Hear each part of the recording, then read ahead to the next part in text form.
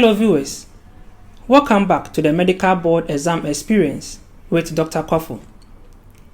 The board exams of many countries has been affected by this pandemic. In some countries, they postponed their exams.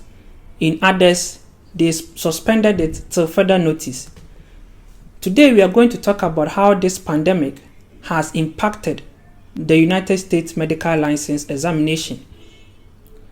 Just yesterday, on the 26th of May, the board that is in charge of organizing the USMLE released an information that the clinical section of the USMLE has been suspended for 12 to 18 months. Today we are going to talk about what I think about this change and how it is going to affect international medical graduates seeking to work in the United States. Now, the USMLE is divided into three main steps. We have the Step 1, Step 2, and Step 3. The Step 2 is divided into two. We have the CK and CS. But what one needs to get into residency in the US is the Step 1 and the Step 2 CK and the Step 2 CS. What has been suspended for 12 to 18 months is the Step 2 CS, which is the second part of the Step 2. The Step 1 exams can be taken outside the United States. The Step 2 CK can also be taken outside the United States. But the Step 2 CS can only be taken in the United States. Let's go back into history a little. The Step 1 was introduced in 1992. The Step 2 CS was introduced in 2004. When it was first introduced, there were a lot of complaints. Mostly, people complained that it was too expensive.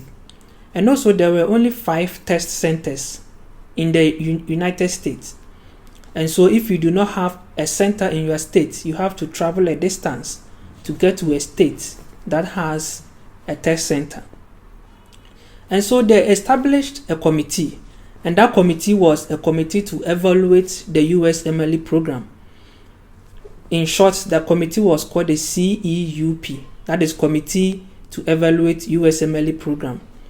And the committee concluded that the CS actually it is good to evaluate students worldwide, but it will be more beneficial if they employ new techniques to test the skills of the exams takers. In 2016, students from Harvard, Michigan, and Massachusetts University launched a petition to cancel these exams. But fortunately or unfortunately, their petition was not successful. So now that they have suspended these exams for 12 to 18 months, what is the way forward?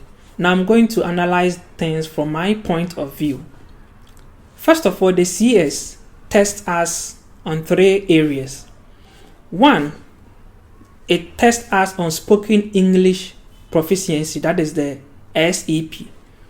Also, the communication and interpersonal skills, that is CIS. And the third one, it tests us on integrated clinical skills, that is the ICS. So now that they have suspended these exams, what is the way forward? I'm going to analyze things from my point of view. Now there is this TOEFL exams that is used to test for one's English proficiency. And I believe the first part that I mentioned, the spoken English proficiency part of the CS, can be replaced by the TOEFL. And so the board can ask us to take the TOEFL exams to replace the spoken English proficiency part of CS. Also, most people have had electives, observerships, or any clinical experience in the US. If you have gone through this process in the US system, you will also have the integrated clinical skills that is required in CS, and also the communication and interpersonal skills that is also required in CS. So if anyone has had a clinical experience in US or electives or have done any internship in the US setting, then that person, as it will be indicated on his or her recommendation letter, he will have experience in the integrated clinical skills and also communication and interpersonal skills. So I believe that the board may require us to take TOEFL exams and also require us to prove that we have had such experience in the US. So viewers, this is my point of view as we all wait for the board to formally come up with information about the way forward. Please don't forget to subscribe to this channel. As you see, I interview doctors who have successfully passed any board exams. And so please subscribe. And I believe if you follow some of these interviews with experience that is being shared, it will help you prepare for yours. Thank you.